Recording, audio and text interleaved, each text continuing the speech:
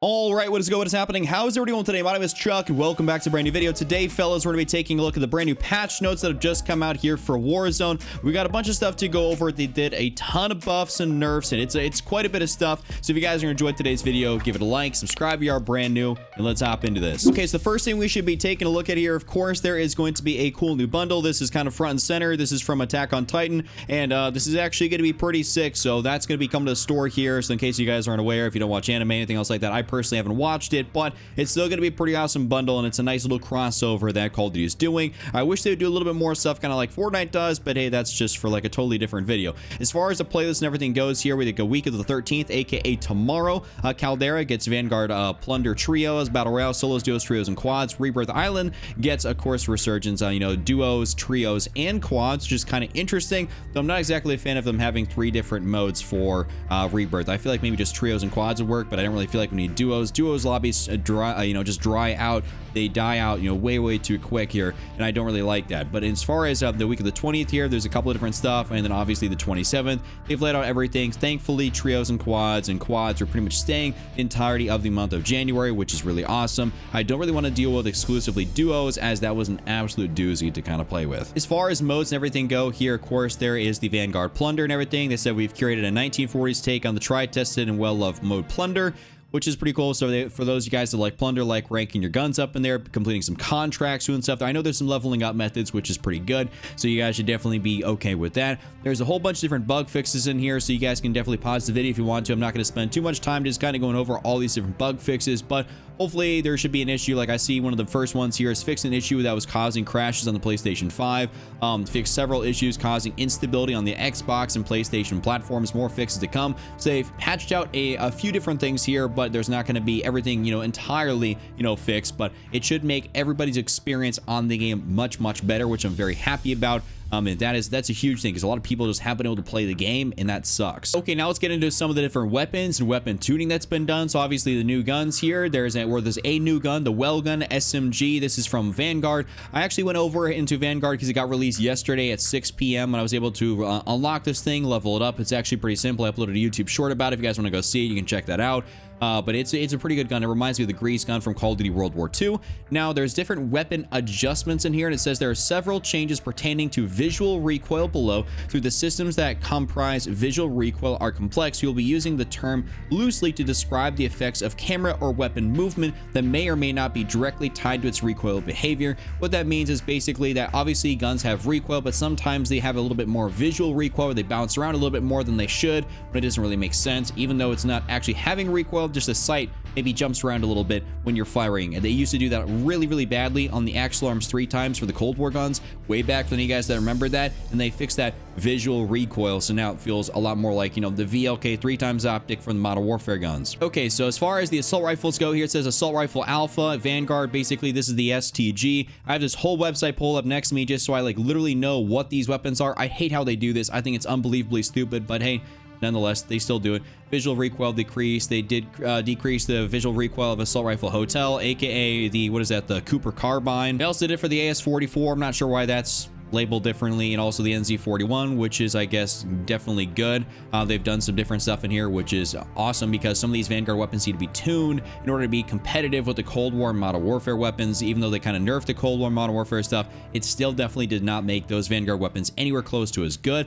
Now, for the attachments and everything, this is kind of where stuff is going to get a little bit more interesting. The ammo, the Cooper Carbine, the compressed rounds, the horizontal recoil control decreased by 1.04 down from 1.05. Not going to make too much of a difference. Visual recoil has been decreased slightly. There's different barrel adjustments here for basically this is the STG Assault Rifle Alpha. The 760mm 05B barrel visual recoil has been decreased for that, and I guess the Cooper Carbine. I don't know why they threw that underneath the Assault Rifle Alpha. The Cooper Custom Barrel, the sprint to fire speed has been decreased by 1.2 down from 1.3. The light machine gun Charlie, this is got something here. They got, obviously the different stuff for the 705 Royal Barrel. I personally don't ever use that. I think that is going to be probably the Bren. And then for submachine gun Charlie, the Krausnik, aka this is the MP40. I recognize this barrel. Now decreased the hipfire accuracy by 6.4%. I mean, they did say they were going to nerf the MP40, so it is what it is.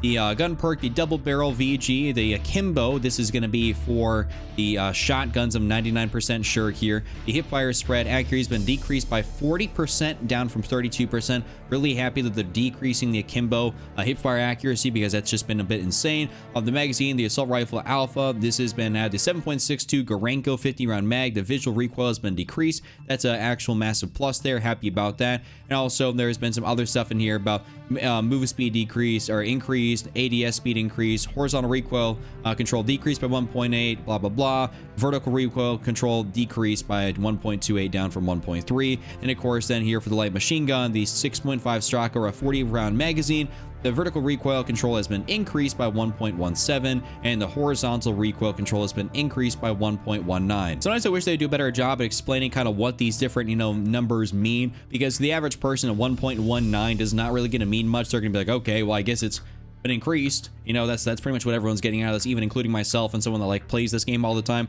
Like even this, sometimes a lot of this stuff doesn't make a lot of sense to me. But for the muzzle, there's been stuff here, of course, for assault rifle Charlie here, the Mercury silencer for your vertical recoil control and your horizontal recoil control. The MX silencer for the horizontal and visual recoil has been decreased slightly. That's pretty cool. And then also there's some change in here for the assault rifle hotel, for the Mercury, the MX, and then the Einhorn revolving. If you guys use that shotgun, that's actually, I guess, a bit interesting. I know that was a little bit overpowered there for a while. I think actually still is kind of a little bit OP, but not many people actually use it. It's kind of one of those like hidden gem weapons right now that people don't really use. They haven't leveled it up, so they kind of really don't use it too much. And then of course there's gonna be some stuff here for the rear grip. For some assault rifles, the stock, there's going to be some stuff in here for the assault rifles, for the assault rifle alpha, the STG, the Cooper carbine, the Einhorn revolving, and then some stuff down here for the underbarrel as well, for some more assault rifles for the Carver foregrip, the M1941 hand stop. So pretty much what they did is they largely decreased a lot of the recoil, the visual recoil and or the other recoil you're going to get from your guns. So a lot of these guns should start feeling more like laser beams, kind of like how the Grau 5.56 feels. The STG should probably start feeling a little bit more like the Grau. That's just kind of like a something off the dome here that I'm thinking about. Not necessarily like I haven't played with in game, obviously, since these things just dropped, but if they're decreasing on the visual and the actual recoil itself, it should start feeling a little bit more like a laser beam. It doesn't have too much recoil to begin with, but it did bounce around enough to the point where it was kind of a bit annoying and probably off-putted some people, considering ADFOV stuff looks a little bit more crazy as opposed to 120, where stuff looks a little bit less crazy. And then if you guys want to be able to pay attention to any of this stuff here, I mean, listen, we got, some different changes in here with recoil, ADS speed, hip fire spread accuracy has been increased. I mean, pretty much a whole bunch of shenanigans that we're going to have to be able to actually get in game, because a lot of these patch notes, they mean, obviously they tell us kind of what's going on here, but sometimes the patch notes, you feel like a gun's going to get nerfed into the ground, and then you get in game and you're like, holy crap, this still feels fantastic. Like they said they decreased the movement speed or whatever of the OTS and the pretty much like the Raider stock and all that stuff, like 25%. It still feels incredibly good and like pretty broken. So I don't really know what they were talking about. That's just kind of one of those things you have to get in game and figure out. The operators here, there's a new operator, Isabella Rosario Dulnuan Reyes. That's a heck of a name. The SOTF Trident, acquire Isabella via featured bundle set for launch during season 1. That's pretty cool. Everyone likes a nice little new operator. I mean, I don't know how many cool outfits she's gonna have. That's kind of like the main thing. I like it when operators have darker outfits so I can blend in Warzone, specifically at Rebirth, because I don't play a lot of Caldera. It's just one of those things. And as far as the store goes here, we of course have the brand new Attack on Titan Levi Edition bundle. And it says this item, this 10 item store bundle includes the Survey Corps Legendary Operator Skin, the History Legendary Weapon Blueprint, the Ymir Curse Legendary Weapon Blueprint, the Titan Piercer Legendary Weapon Blueprint, the Secret Keeper Epic Charm, the One Hot Potato Rare Sticker, the Wings of Freedom Rare Emblem, the Steel Cut Legendary Finishing Move, and the Ultra Hard Steel Legendary MVP Highlight, as well as the Vertical Maneuver Legendary Highlight Intro. So a lot of stuff in here. I assume this thing's probably going to be like, what, 20-25 bucks or something like that, because they always like to tax for these bundles. It is, not one of those things at Activision. Hopefully these weapon blueprints actually look good when you take an attachment off of them, otherwise it could be a little bit chalked. And then lastly here, for the download size and everything, for those guys want to know about that, on PlayStation 5 it's 4.8 gigabytes. On PlayStation 4 it's also the same. The Xbox One and Series X and all that stuff, 5.1. Xbox One is 5.1, and on PC it's 3.9 for Warzone only, and then 8 gigabytes if you have Warzone in Modern Warfare.